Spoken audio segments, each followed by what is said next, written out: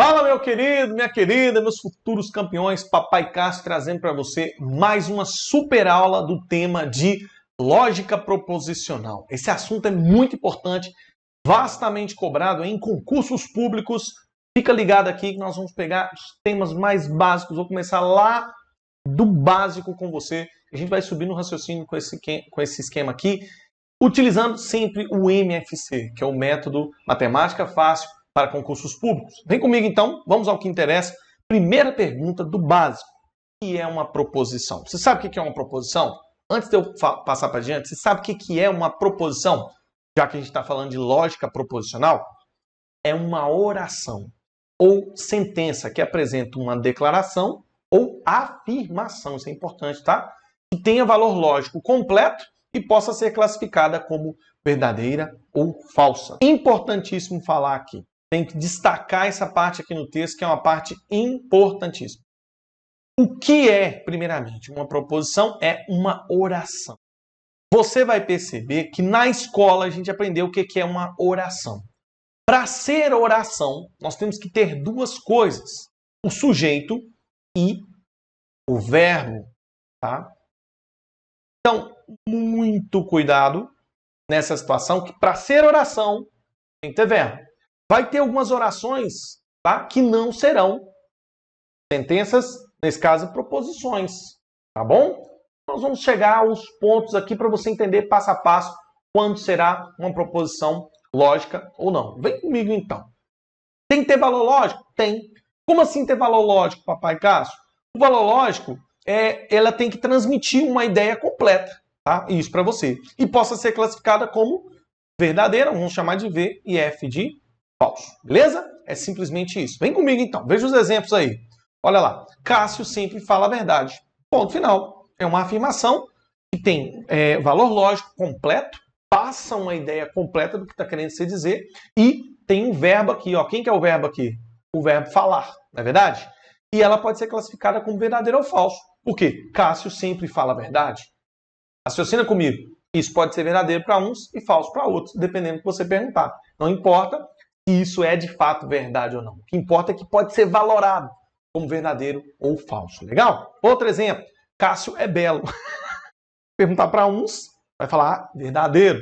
A maioria vai falar que é verdadeiro. É zoeira, né? Mas vai ter alguma pessoa ou outra que vai falar assim: não, isso é falso. Então, essa frase é uma afirmação, é uma oração, né? Você pode perceber, tem sujeito, tem um verbo aqui, não é isso? E pode ser valorada como verdadeiro ou falso, tá bom? Isso é uma proposição. Cássio é bom de raciocínio lógico, segue o mesmo raciocínio das de cima, tá? Beleza? Agora vem um detalhe, em que não são proposições, sabe por quê? Existem muitas questões de prova que cobra lá das afirmativas abaixo, são proposições. Então você tem que saber também quando não é uma proposição. Sentenças interrogativas, exclamativas, imperativas e sentenças abertas. Vamos dar um exemplo de cada uma para você entender? Cássio sempre fala a verdade? Não é uma proposição. Por quê? É uma frase interrogativa. Olha o sinal aqui, ó. O sinal que é esse? De interrogação. Então essa não será uma proposição. Outra. Como Cássio é belo, perceba, é uma exclamação. É uma frase exclamativa. Perceba até a presença do símbolo de exclamação. Isso aqui também não é proposição. Beleza? Corrija agora a frase acima. Olha, isso aqui também não é uma proposição, porque é uma frase imperativa, ou seja, uma frase que dá uma ordem. Quando isso acontece, por mais que tenha ali o verbo, não é uma proposição, beleza? X é um número. Como assim? Né? X é o sujeito, tá? É o verbo, tá? Mas X é um número. Que número? Tá entendendo que não trouxe o sentido completo? É uma afirmação que não trouxe o sentido completo. Que número? Então a gente chama isso de sentença aberta. Essa, por exemplo, não é uma proposição. Legal? Fica legal para você aí? Show? Proposições simples. Olha, proposições simples são aquelas que apresentam apenas uma sentença. Essas são representadas por letras minúsculas. Perceba, o foco, apenas uma sentença. Veja os exemplos aqui para você entender. Ó, proposição P, ela é representada pela letra minúscula P, tá vendo? Pzinho, tá? Perceba, nesse caso aqui, ela só tem uma sentença, ou seja, uma afirmação. Luiz é morador do bairro Vila Nova. Acabou. Só isso. Trouxe o sentido completo, tem sujeito, tem o verbo, é uma afirmação. Pronto. Acabou. Esse é um exemplo de uma proposição simples. E lembre-se, é representado por uma letra minúscula. Olha o Pzinho minúsculo aqui. Outra, Rzinho minúsculo. Janaína é torcedora do Atlético Mineiro. Ponto final.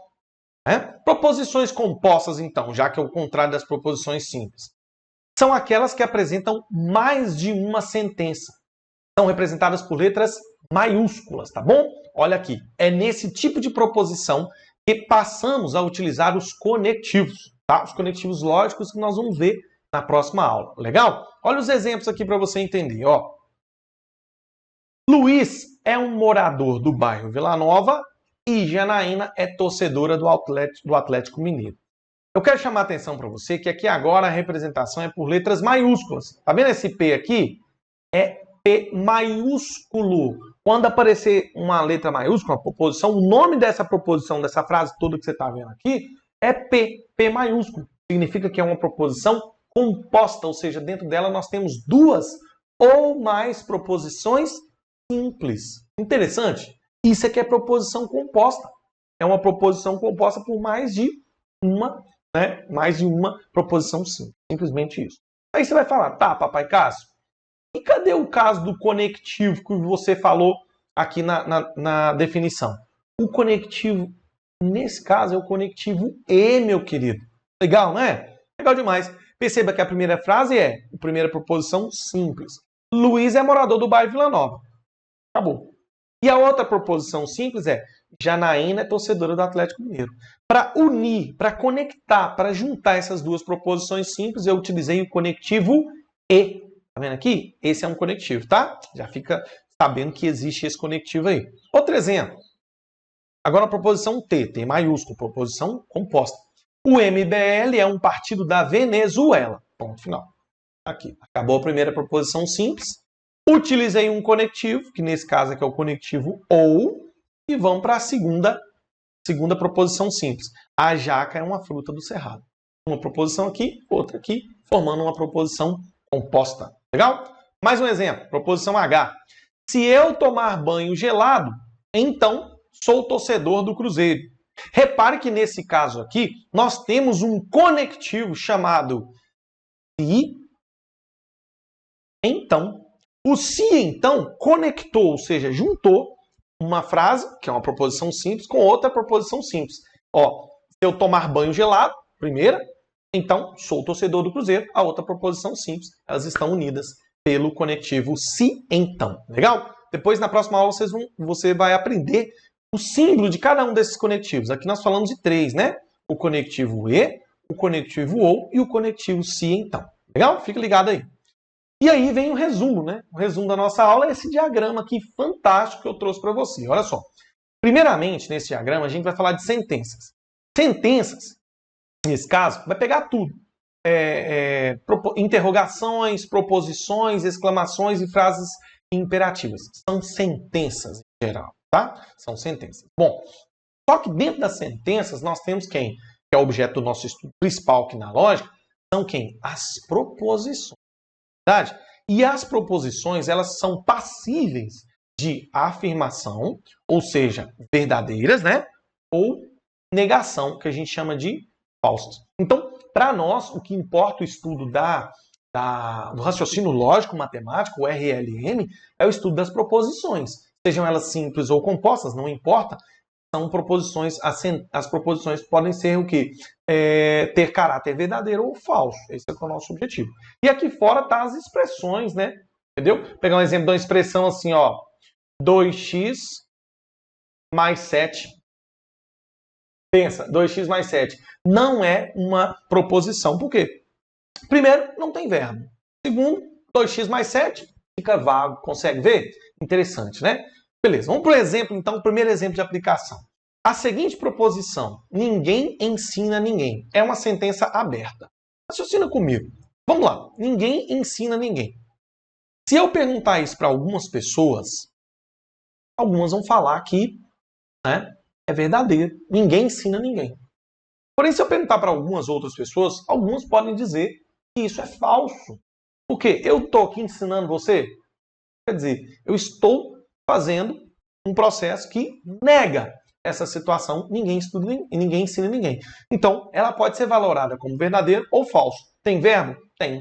Então, nesse caso, essa frase, a seguinte proposição, ninguém ensina ninguém, é uma sentença aberta? Não. Então, isso aqui está errado. Questão de aplicação, olha só, considere as seguintes frases. Primeira, ele foi o melhor jogador do mundo em 2005. Olha, essa daqui a gente pode perceber que não é uma sentença fechada, ou seja, é uma sentença aberta. Por quê? Olha só que interessante. Ele foi o melhor jogador do mundo em 2005. Dá para valorar que isso é verdadeiro ou falso? Não dá. Por quê? Quem é ele? Não dá para saber. Quem que é? Foi Ronaldinho Gaúcho?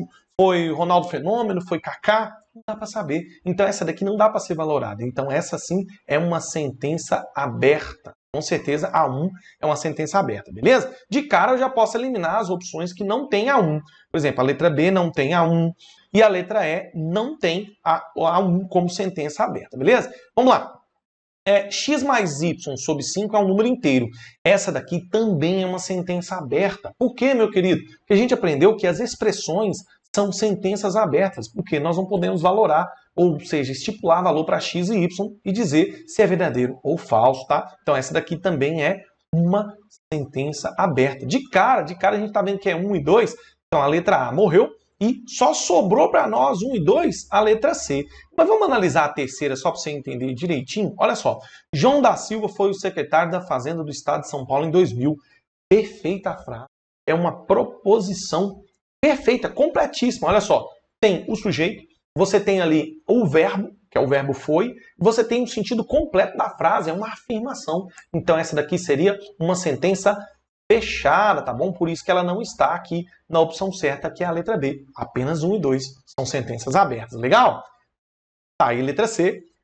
Valeu, espero que você tenha gostado. Vamos para cima, vai vir mais questões de aplicação para você. Valeu, campeão!